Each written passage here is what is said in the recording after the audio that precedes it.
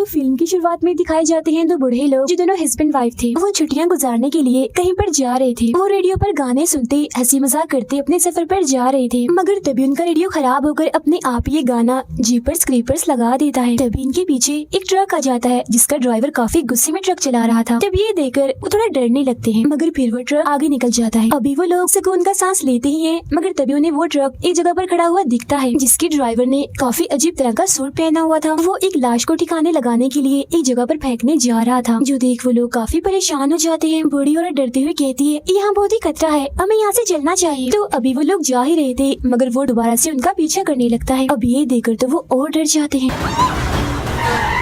तब बचने के लिए वो इस रोड से उतरकर किसी दूसरी रोड पर चले जाते हैं, जिसके बाद वो ट्रक सीधा चला जाता है। अब वो लोग एक जगह गाड़ी रोककर बाहर आ जाते हैं। बूढ़ी औरत बार बार अपने हस्बैंड को कहती है आप क्यों रुके हैं इधर, वो आदमी हमें भी ढूंढकर मार देगा। जिस पर वो बूढ़ा आदमी कहता है हमें डरना नहीं, हिम्मत करनी चाहिए और इस बारे में पुलिस को बता देना चाहिए, जिसके लिए वो बूढ़ी औरत मान जाती है। फिर ये लोग उस जगह जाते हैं जहाँ ड्राइवर ने उस लाश को फेंका था। अब वो एक काफी गहरी जगह में बड़ी डरावनी चीज देखते हैं जिससे उनकी हालत ही खराब हो जाती है, मगर इसके बाद उनके साथ क्या होता है ये हमें दिखाया नहीं जाता। पुरानी बात हम हस्बैंड वाइफ को देखते हैं जिनकी कुछ ही वक्त पहले शादी हुई थी। इनमें लड़की का नाम लेन था और वो एक हॉरर फेस्टिवल यानी किसी डरावने त्योहार में जा रहे थे। लेन का हस्बैंड मोबाइल पर उसी बूढ़े कपल की वीडियो देख रहा था जिसमें बताया जाता है कि उन्होंने अपने रास्ते में बहुत सारी लाशों को देखा, मगर उस दिन के बाद उन दोनों को भी किसी ने नहीं देखा। वो लोग कहाँ गए कोई भी इस बारे में नहीं जानता। लेन का हस्बैंड डरावनी चीजों का बहुत बड़ा फैन था। वो लेन को बताता है कि क्रीपर की कहानी बिल्कुल सच्ची है। क्रीपर हर 23 साल बाद आता है और लोगों को 23 दिन तक मारता रहता है और ये 23 दिन लोगों के लिए किसी अजाब से कम नहीं होते,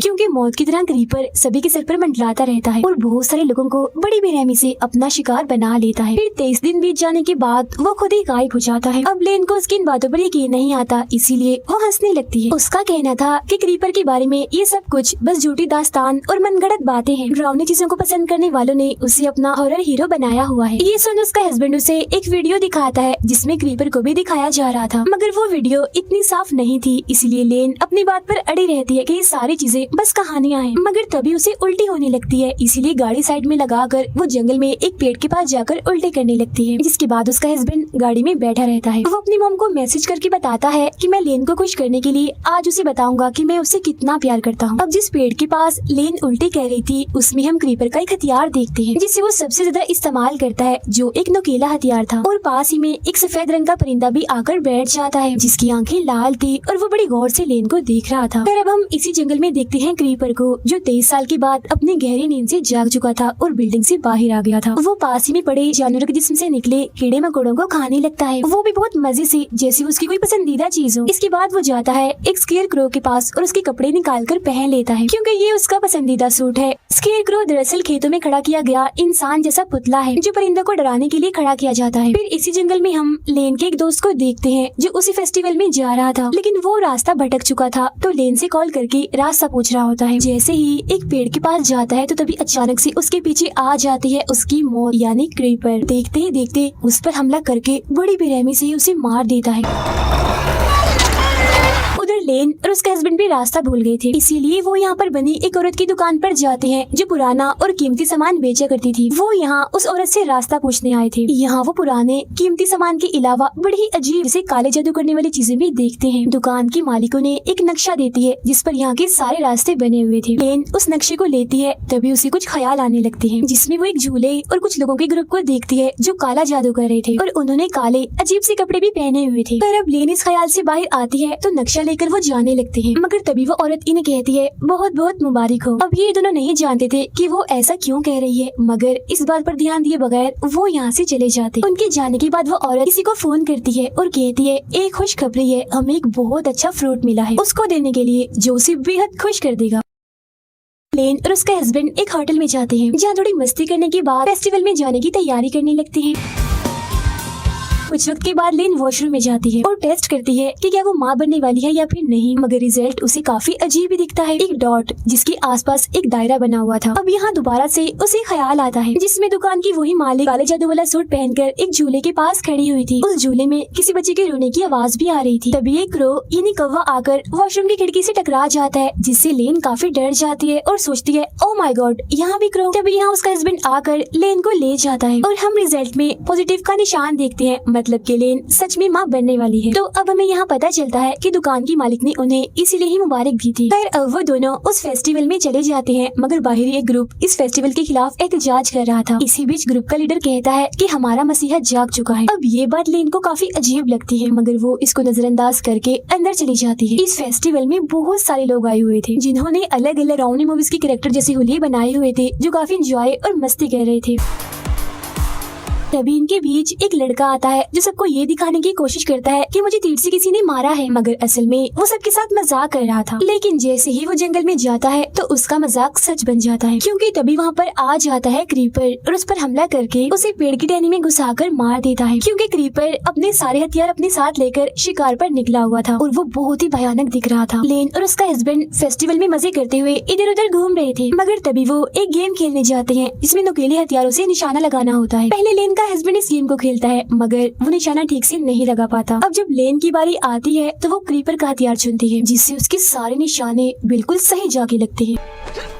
मगर तभी इस नुकीले हथियार से उसकी उंगली कट जाती है और उंगली पर वही अजीब सा डॉट के चारों तरफ दायरे का निशान बन जाता है। इस निशान को लेन बड़े गौर से देख रही थी, तो तभी उसे फिर से ख्याल आता है, जिसमें वो देखती है जो ग्रुप का लीडर इस फेस्टिवल के खिलाफ एहतजाज कर रहा था, अब की बार उसने भी काले जादू वाले कपड़े पहने हुए थे। लेन वहाँ पर चुपचाप खड़ी थी और उसके माथे पर यही वाला निशान बना हुआ था। उसके आसपास बहुत सारे लोग कोई काला जादू कर रहे थे। इसी के साथ ही लेन का ये ख्याल यहीं पर खत्म हो जाता है। इस गेम का मालिक इन्हें बताता है कि यहाँ एक और हार जीत वाली गेम होने वाली है, उसमें भी तुम हिस्सा ले सकते हो। तो वो दोनों ऐसा ही करते हैं और उस गेम में हिस्सा ले लेते हैं। मगर यहाँ दुकान की वो मालिक जिससे इन्होंने रास्ता पूछा था, वो सभी पर्चियों के साथ छेड़छाड़ कर देती है। जिससे हैरानी वाली बात ये होती है कि लेन और उसका हस्बैंड इस गेम को जीत जाते हैं। इनके गेम जीतने का इनाम ये था कि इन्होंने एक ग्रुप के साथ एक डरावने घर में जाना था, जिसका स्टाइल बिल्कुल जेपर जैसा था। वो दरअसल एक एस्केप रूम की तरह बनाया गया था, जहाँ कुछ चीजों को पास करने के बाद इन्हें वहाँ से निकलना था। उस घर के अंदर इनके साथ जो कुछ भी होना था उसे बिल्कुल किसी फिल्म की तरह रिकॉर्ड भी किया जाना था। अब इस वजह से दुकान की मालिक और वहाँ खड़ी एक औरत जो सिंगर थी, वो बहुत ही खुश हो जाती है। अब ये दोनों उस पूरे ग्रुप से मिलते हैं जिन्होंने इनके साथ उस घर के अंदर जाना था, जिनमें एक थी इस पूरी फिल्म की होस्ट, एक था मैनेजर और एक कैमरामैन। इनके साथ एक और आदमी भी जा रहा था जो कि इन सबका लीडर था और इसने इन सब की मदद करनी थी वहाँ जाकर। अब ये लोग उस घर के कब्रिस्तान में पहुँच जाते हैं, जहाँ आकर लीडर इन्हें बताता है कि जिस घर में हम जा रहे हैं उस फैमिली के लोग इस कब्रिस्तान में दफन है और ये कब्रिस्तान काफी सदियों पुराना है। कहा जाता है कि जो फैमिली उस डरावने घर में रहती थी वो बहुत ही अच्छी और नेक थी, मगर ये जगह भूतिया भी हो सकती है, यानी बहुत डरावनी। और अब हमें यहाँ से पैदल चलकर उस घर तक जाना होगा। इसी बीच हम क्रीपर को देखते हैं जो एक बिजली के टावर पर अपना ट्रक लाकर मारता है, जिससे वहाँ की आधी लाइट जाने की वजह से सभी के सिग्नल्स चले जाते हैं। तभी क्रीपर अपने ट्रक से निकलकर बाहर आता है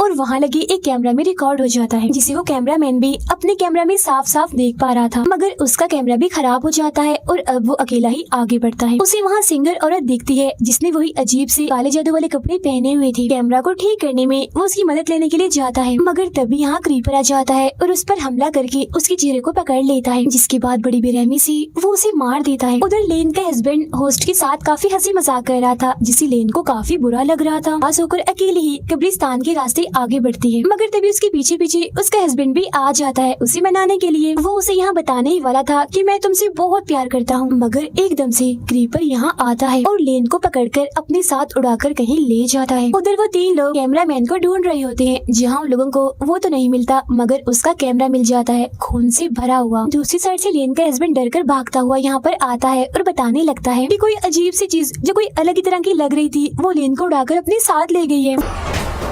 वो बहुत ही ज्यादा डरा हुआ था और पुलिस की मदद लेने के लिए यहाँ से भागने लगता है, मगर तभी वो एक चीज से टकरा जाता है जो एक लाश थी और ये उस कैमरामैन की ही थी। लाश की हालत बहुत ही बुरी थी, खून में लथपथ थी वो। तब ये देखकर वो लोग काफी डर जाते हैं और परेशान हो जाते हैं, ये सोचकर कि यहाँ जरूर कोई खतरनाक चीज है जो सब पर हमला कर रही है। इसीलिए वो भागकर उस घर में चले जाते हैं ताकि उनकी जान बच सके। मगर तभी दुकान के मालिक, सिंगर और एहतजाज वाला लीडर घर का दरवाजा बंद कर देते हैं और कहते हैं कि तुम लोगों को हमने क्रीपर के लिए ही छोड़ दिया है। तब यहाँ पर हम समझ पाते हैं कि ये सारे लोग जिन्होंने ये अजीब सा लिबास पहना हुआ है ये सब काला जादू करते हैं और ये क्रीपर को अपना गॉड समझते हैं और उसकी पूजा करते हैं। घर के अंदर आ जाने के बाद सब लोग अपने लीडर पर शक करने लगते हैं कि ये भी जरूर उन लोगों के साथ मिला हुआ है और इसी ने हमें यहाँ पर फंसाया है, जिस पर वो कहता है मुझे खुद नहीं पता कि सब कुछ क्या हो रहा है। इसके बाद हम देखते हैं लेन को, जिसे क्रीपर ने किसी जगह पर बांध कर रखा हुआ था। वो उसके पेट पर एक चाकू से कट का निशान लगा देता है।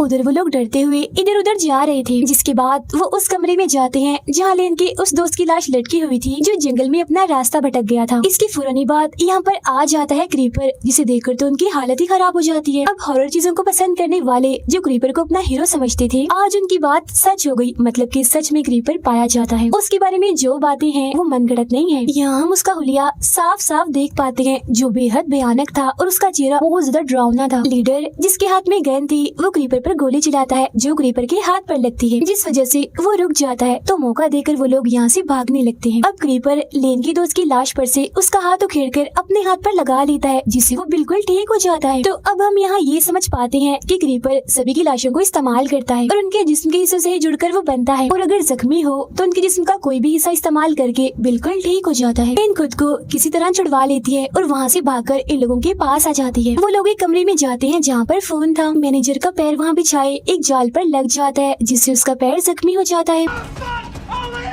लेन का हस्बैंड पुलिस को कॉल करके यहाँ की सूरत हाल के बारे में बताने लगता है, मगर तब तक यहाँ क्रीपर आ जाता है। वो इन पर हमला करने लगता है, जिससे बचकर वो लोग यहाँ से भागकर दूसरे कमरे में आ जाते हैं। होस्ट कहती है वो हमारे पीछे पड़ गया है, हम बचेंगे कैसे? जिस पर लेन के हस्बैंड कहता है क्रीपर इमोर्टल है, वो कभी नहीं मर सकता। बचने के दो ही रास्ते हैं, या तो वो खुद हमारा पीछा छोड़ दे या फिर हम लोग 23 दिन के इस खतरनाक और परेशान कुन टाइम को गुजार लें और बच जाएं।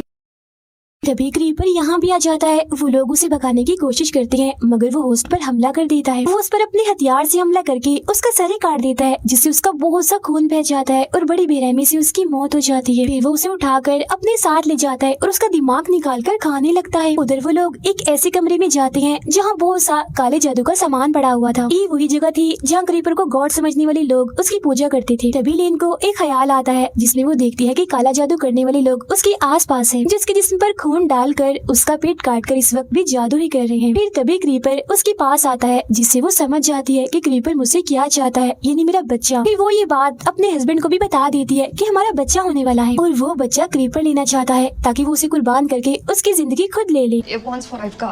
अब इसी कमरे के बिल्कुल नीचे उन्हें एक खुफिया कमरा मिलता है, जिसके अंदर बहुत सारी लाशें थी। तब वो लोग यहाँ सारी बात समझ जाते हैं कि इस जगह पर लोगों का एक ग्रुप है जो क्रीपर की पूजा करते हैं और उसके लिए बहुत सारे लोगों को फंसा कर वो यहाँ लाते हैं, जिसके बाद क्रीपर उन्हें खाकर ताकतवर और खतरनाक रहता है। और ये चीज काफी सदियों से चलती आ रही थी। तभी लेन बताती है कि क्रीपर को मारा जा सकता है क्योंकि उसका जिस्म कमजोर और मुर्दा बढ़ता जा रहा है। तब यहाँ हमें ये भी समझ आती है कि क्रीपर को लेन का बच्चा चाहिए खुद को ठीक करने के लिए, क्योंकि वो उस बच्चे को अपने लिए कुर्बान करके उसकी जिंदगी खुद लेना चाहता है, जिसके बाद वो बिल्कुल ऐसा हो जाएगा जिसे वो अभी अभी पैदा हुआ है, इन्हीं पहले की तरह खतरनाक और ताकतवर। इसी वजह से इस फिल्म का नाम जीपर्स क्रीपर्स रिबॉर्न पड़ा है। और वो लोग उस कमरे से बाहर आते हैं ताकि यहाँ से निकलने का रास्ता ढूंढ सके, लेकिन तभी यहाँ पर क्रीपर आ जाता है। वो मैनेजर के पेट में अपना चाकू जैसा हथियार मारता है, जिससे उसकी बड़ी बेरहमी से ही मौत हो जाती है। इनका लीडर क्रीपर पर एक चाकू से हमला करता है और वहाँ से भागने लगता है, तो वो भी लीडर का पीछा करता है। तभी बाहर क्रीपर लेन को देखता है जो काला जादू करने वाला चाकू अपने हाथ में लेकर खड़ी हुई थी। फिर वो उसके पास जाने लगता है क्योंकि लेन ने खुद को उसके हवाले कर दिया था। उधर लीडर और लेन का हस्बैंड घर की छत पर चढ़ जाते हैं। क्रीपर लेन के पास आता है और उसका गला पकड़कर उसे ऊपर उठा देता है। अब हम जानते हैं कि लेन को हथियार चलाने काफी अच्छे से आते थे और उसके पास कुछ नुकीले हथियार मौजूद भी थे, जिन्हें पहले वो क्रीपर के कान में घुसा देती है और बाद में उसकी आंखों में मारकर उसकी आंखें फोड़ देती है।